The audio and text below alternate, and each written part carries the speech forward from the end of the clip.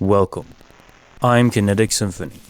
I hunt down and report on mysterious and weird, true stories, from glitches to the paranormal.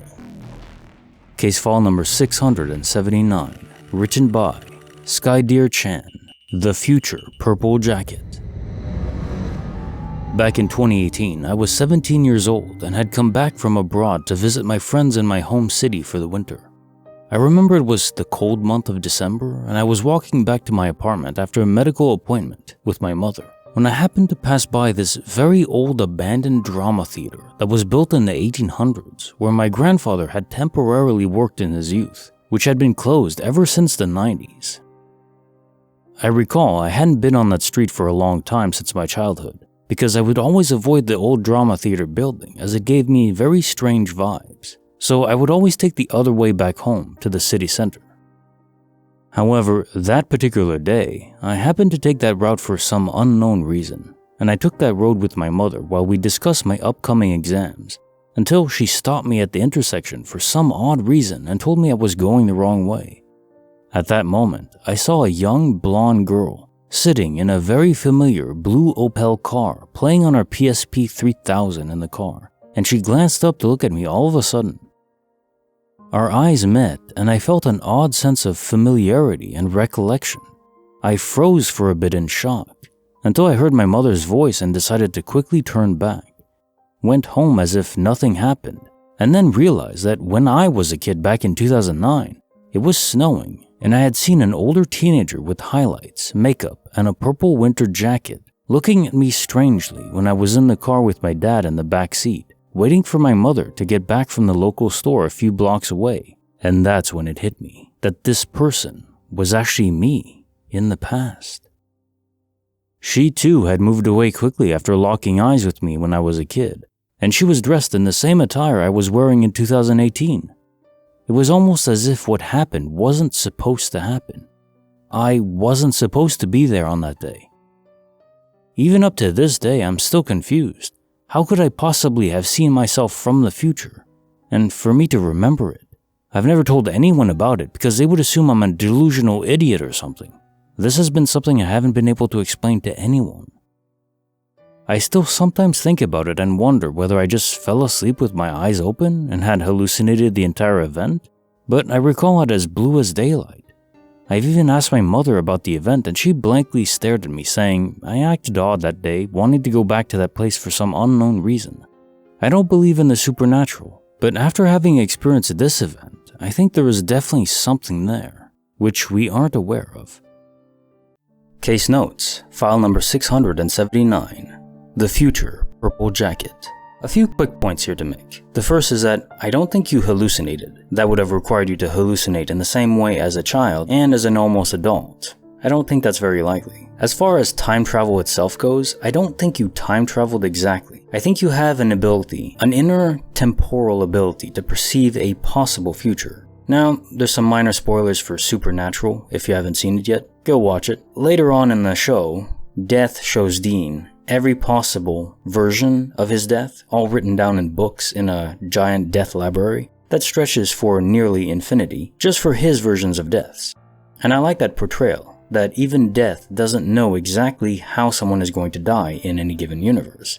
It depends on their choices and free will. So we have an instance here where your choices will lead to so many different branching paths. And this ties back to multiverse theory and quantum immortality. There's so many avenues and choices we can make, and so much general chaos through physics in the universe that no one, even God or even server developers or even death, can predict exactly what someone is going to do. And I mean, this is important if we do have free will, which I do believe, and I think I have to believe it. If not, what's the point of anything? We're being driven along in some grand fantasy, but it's not really us. But I digress. Getting back to the main point I want to make here is that we have choices, and our choices matter, and they matter more than you might think.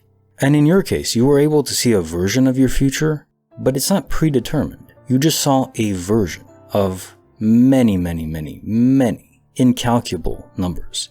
One thing that's very interesting to ask yourself though, and this is something the Oracle asks Neo when he first sees her. He knocks over the plate of cookies, but before he does, she says, "Don't worry about it." He asks what, and then knocks them over. And then she asks him, after he apologizes, here's what's really gonna scratch your head. Would you have knocked over those cookies if she hadn't said anything? Well, in this case, would you have still gone to the same spot if you hadn't seen yourself as a child in that spot? I think in this case, probably, because it didn't change too much. You didn't even remember it, and you didn't notice it was yourself then, because you were a child. You didn't know what you were going to look like when you were 10 years older. Just the idea that even seeing the future can change it, because you'll change your behaviors that led to that possible future that you saw.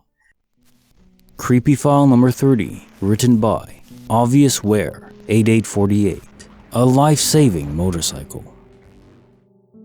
Back when I was still working at a rehab facility as a social worker for girls who were victims of trauma, it was out of town. I would take a jeepney and a bus as well to get to my workplace. I was an in-house social worker, meaning that I will stay at the facility for 5 days and I can get 2 days off.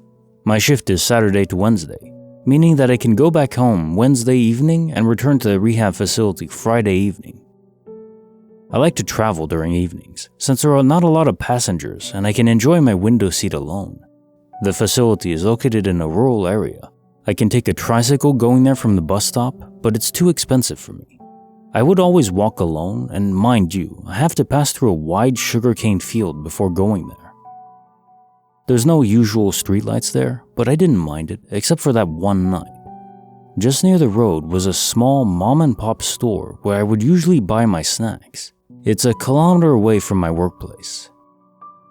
I got close with the owner, and she would often offer that she would ask her son-in-law to drive me to my workplace. I always politely decline her offer because I don't want to be a burden.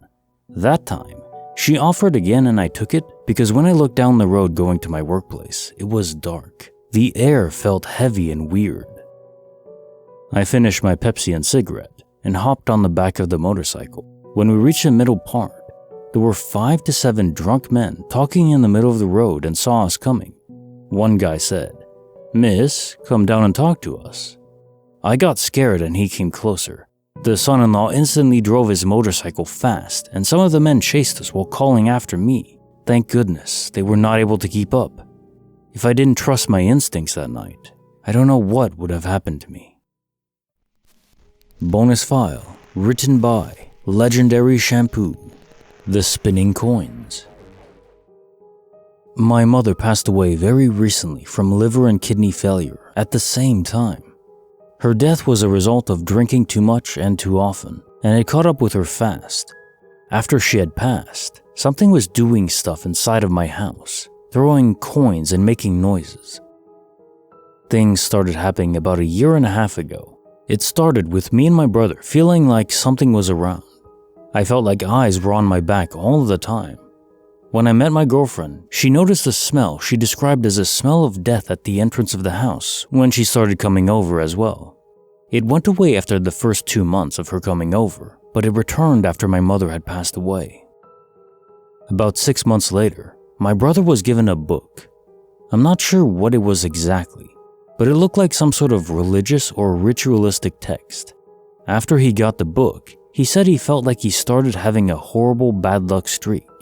Things just kept going wrong for him, and this culminated in him being thrown at a wall. He described it as being pushed and attacked, like something was trying to hurt him, and had a deep cut above his eye and a black eye after. We burned the book the next day. A few months later, about 2 months before my mom passed away, me and my girlfriend were sitting in the living room talking. There is a big mirror on the wall, kind of over my girlfriend's right shoulder, just outside of what she'd be able to see peripherally. In the middle of the conversation, she froze and whipped around to look behind her and jumped up saying she had seen something walk by just for a moment in the reflection of the mirror. I felt weird energy that night as well, and my brother had said later he and my mom had felt it too. Since then, we had weird noises on and off, and a few nights where everyone agreed something was off and felt something was around. My mom passed away about 2, maybe 3 weeks ago. Now, at the time, my brother told her while she was still alive to mess with him all the time and let him know she was there. After she passed, me and my brother and girlfriend were watching a movie when they both began saying something was wrong. I felt off as well, but they are more often able to notice things like that. That night, my brother and my girlfriend both felt off the rest of the night, and my girlfriend had a panic attack. 3 days ago, roughly, my girlfriend and I were hanging out in the living room, and she had been having a really hard time with some bad thoughts, panic attacks, anxiety, etc. Suddenly, we both heard a noise right next to us. Quiet but distinct, like something had shifted. I got up to start looking around, and my girlfriend just froze, staring into the kitchen. She said she had seen a figure staring at us and just held eye contact with it. She described it as being evil but not angry, tall and slim with pale eyes. I walked around the house and stood right where she had seen it, staring at us, and I felt something that I can best describe as a wave of electrical energy sitting on my head, making my hairs rise, and my head felt high and lightheaded. When I walked out of where I was told it was standing, I felt nothing. But when I walked back, I felt the same thing instantly. As I walked around the house, she said she would notice it go away and then get glimpses again of it. We felt something from my mom's room, and I went to go look, and we heard a loud crack like something hit a wall and a coin spinning and bouncing on the floor. I came back into the kitchen, and there were 3 pennies laying on the floor where we heard it, but we had only heard 1. I moved out the next day. My brother and I are no longer speaking, but he still lives in the house by himself now. Do you think there is significance to any of this? Does this have to do with my brother asking my mom to make her presence known?